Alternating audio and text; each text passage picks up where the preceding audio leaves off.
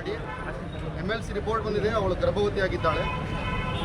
ಅವಳ ತಂದೆ ತಾಯಿ ದಿಕ್ ತಪ್ಪಂಗೆ ಆಗ್ಬಿಟ್ಟೈತಿ. ಏನಪ್ಪ ನನ್ನ ಮಗಳು ಹಿಂಗಾಗಿಲ್ಲ ಅಂತ ಹೇಳಿ ಎಲ್ಲ ತಂದೆ ತಾಯಿಗೂ ಇದೊಂಥರ ಸಮಸ್ಯೆ ಆಗೈತಿ. ಲವ್ ಜಿಹಾದ್ ಪ್ರಕರಣಗಳು ಜಾಸ್ತಿ ಆಗತ್ತವು ಹುಡುಗದಾಗ. ಓಲೈಕೆ ರಾಜಕಾರಣ ರಾಜ್ಯ ಸರ್ಕಾರ ನಿಲ್ಲಿಸ್ಬೇಕು. ದಯವಿಟ್ಟು ಕಠಿಣ ಕ್ರಮ ಬರೀ ಬಾಯಿಲೆ ಹೇಳಬಾರ್ದು. ಇಲ್ಲಿ ಮಿನಿಸ್ಟರ್ ಇರ್ಬೋದು, ಶಾಸಕರು ಇರ್ಬೋದು. ನಿಮ್ಮ ಓಲೈಕೆ ಎಲ್ಲಿ ತನಕ ನಡೆದಿದ್ದು ನನಗೆ ಗೊತ್ತಿಲ್ಲ. ನಮ್ಮ ದಲಿತ ಮಹಿಳೆ ಆಗಿರುವಂಥ ಅತ್ಯಾಚಾರಕ್ಕೆ ನ್ಯಾಯ ಕೊಡಿಸಲೇಬೇಕಾದ ಧ್ವನಿ ಎತ್ರಿ. ಸಣ್ಣ ವಿಷಯ ನಿಮಗಾಗಿರ್ಬೋದು, ನಮ್ಮ ಸಮಾಜಕ್ಕದು ಆಗಿಲ್ಲ. ದಯವಿಟ್ಟು ಈ ಹಿಂದೂಗಳ ಮೇಲೆ ಆಗ್ತಾ ಇರುವಂತಹ ಲವ್ ಜಿಹಾದ್ ಪ್ರಕರಣಗಳನ್ನು ನಿಲ್ಲಿಸಬೇಕು. ವಿಶ್ವ ಹಿಂದೂ ಪರಿಷತ್ ಅದನ್ನು ಕಠೋರವಾಗಿ ಖಂಡಿಸ್ತೈತಿ. ಮುಂಬರುವ ದಿನಗಳಲ್ಲಿ ಏನು ಗೊತ್ತಿಲ್ಲ ನೋಡ್ರಿ, ಅಪ್ರಾಪ್ತ ದಲಿತ ಮಹಿಳೆ ಮೇಲೆ ಅತ್ಯಾಚಾರ ಆಗೈತಿ. ನಾವು ಕಂಪ್ಲೇಂಟ್ ತಗೋರಿ ಅರೆಸ್ಟ್ ಮಾಡ್ರಿ ಅಂದ್ರೆ ನಾವು ಪ್ರತಿಭಟನೆ ಮಾಡುವಂಥ ಪರಿಸ್ಥಿತಿ ಇವತ್ತು ನಮ್ಮ ಹುಬ್ಳಿ ಬಂದಿದೆ.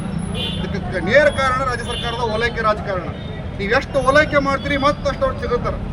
ಸರ್ವ ಜನಾಂಗದ ಶಾಂತಿಯ ತೋಟ ಅಂತೀರಿ, ಯಾವ ಶಾಂತಿನೂ ಇಲ್ಲ ಹುಬ್ಳಿ ಧಾರವಾಡದಾಗ. ಒಂದು ತಿಂಗಳಾಗಿಲ್ಲ ಇನ್ನೂ ನೇಹಾ ಹಿರೇಮಠನ ಕೊಲೆಯಾಗಿ ಆಲ್ರೆಡಿ ಇಂಥವು ಪ್ರಕರಣಗಳು ಬರತ್ತವ. ಕರಾಳ ಮುಖಗಳದಾವ. ಕೊಲೆನೂ ಮಾಡ್ತಾರೆ, ಅಪ್ರಾಪ್ತ ಬಾಲಕಿಯರ ಮೇಲೆ ಅತ್ಯಾಚಾರನೂ ಮಾಡ್ತಾರೆ, ಅವ್ರಿಗೆ ಬ್ಲ್ಯಾಕ್ ಮೇಲ್ ಮಾಡ್ತಾರೆ. ಕಂಪ್ಲೇಂಟಲ್ಲಿ ನೋಡೋದ್ರ ಪ್ರಕಾರ ಅವಳಿಗೆ ಬ್ಲ್ಯಾಕ್ ಮೇಲ್ ಮಾಡಿ ಕರ್ಕೊಂಡು ಹೋಗಿ ನಿರ್ಜನ ಪ್ರದೇಶದೊಳಗೆ ಅತ್ಯಾಚಾರ ಮಾಡ್ಯಾರ. ಇದ್ರ ಹಿಂದಿನ ಸತ್ಯಾಸತ್ಯತೆ ಇಷ್ಟ. ಅವರಿಗೆ ರೆಕ್ಕಿ ಬಂದ್ಬಿಟ್ಟವು. ನಮ್ಮ ಗೌರ್ಮೆಂಟ್ ಐತಿ, ನಾವು ಏನು ಬೇಕಾದ್ ಮಾಡ್ಬೋದು. ಒಂದು ವಾರ ಜೈಲ್ನಾಗಿಟ್ಟು ಬಿರಿಯಾನಿ ಹಾಕ್ತಾರೆ, ಆಮೇಲೆ ಹೊರಗೆ ತರ್ತಾರೆ. ಈ ಮಾನಸಿಕತೆ ಅವ್ರಿಗೆ ಬಂದ್ಬಿಟ್ಟಿದೆ. ದಯವಿಟ್ಟು ರಾಜ್ಯ ಸರ್ಕಾರ ಭಾಳ ಗಂಭೀರವಾಗಿ ಇದನ್ನು ಪರಿಗಣಿಸಬೇಕು. ನಿಮ್ಮನೆ ಹೆಣ್ಮಕ್ಳ ಜೊತೆ ಇದು ಹಾಕ್ಬೋದು. ನಿಮ್ಮ ಕಾರ್ಪೊರೇಟರ್ ಮನ್ಯಾಗ ಆಗೈತಿ. ಇದು ನಿರಂಜನೆ ಹಿರೇಮಠ ನಿಮ್ಮ ಕಾರ್ಪೊರೇಟರ್ ಮನ್ಯಾಗ ಆಗೈತಿ. ಇವತ್ತು ದಲಿತ ಮಹಿಳೆ ಮೇಲೆ ಆಗೈತಿ.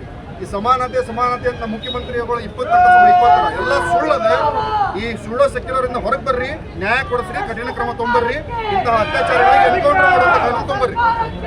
ಸಚಿನ್ ಪಾಟೀಲ್, ವಿಶ್ವ ಹಿಂದೂ ಪರಿಷತ್.